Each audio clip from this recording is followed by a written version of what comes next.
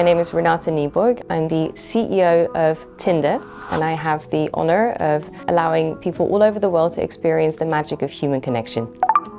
I actually met my future husband on Tinder. I was on Tinder 6 years ago until I found my boyfriend in 2017.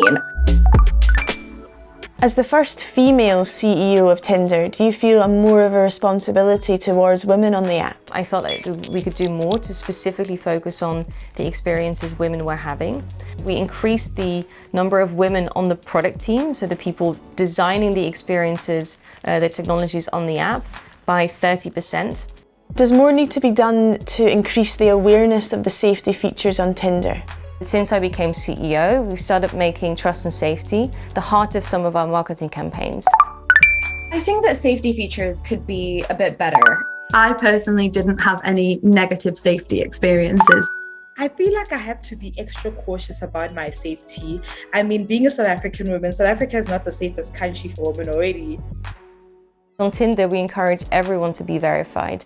And just in the months that it's been live, we've seen that almost half of our members will self-select to verify themselves. Ultimately, I don't think it's Tinder's 100% responsibility to look after us. I think we have to put some personal measures in place to keep ourselves safe. Before I go on a date, there are all these funny measures I take, I'll have to tell like 2 friends, I'll have to have a code word, have to have like my live location on WhatsApp. It's a whole lot of admin. I would make sure that I FaceTimed with these guys before I met them.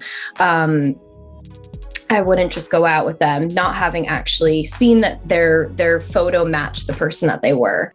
We have a feature called Does This Bother You?, which makes it really easy to report something that you may not feel entirely comfortable with. We've seen an increase of 50% in people reporting things that they may not like. There's been an increase of crimes like sexual violence reported starting on dating apps. How does Tinder plan to tackle this for women? We're partnering with a UK NGO called No More, whose mission it is to end domestic violence and assault. And we believe that positive relationships start with the first swipe, meaning that the way that you interact with someone, literally from the very first message, may set the tone for the relationships that you have.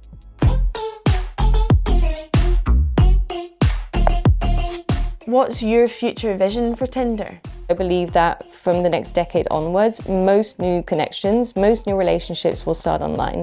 And so we see it as our responsibility to really ensure that those connections that start on Tinder, that start with that first swipe, are positive relationships. I've had the most adventurous romantic encounters from partners I've met on Tinder. It is a good way to meet people, so I recommend it, but with some safety caveats that you take yourself, and obviously the features that Tinder's introduced. Tinder used to be this sort of like hookup app, but I've been hearing more and more success stories of couples staying together. And so if we can, if your app can create those sorts of relationships by saying, hey, we're going to make it really safe for you guys, people might stay in touch a lot longer. They might feel more comfortable going out and meeting people they normally never would. People will come up to me and tell me all kinds of stories. Sometimes they found their best friend on Tinder, sometimes they found their business partner, but most of the time it's the romantic stories that they have to tell.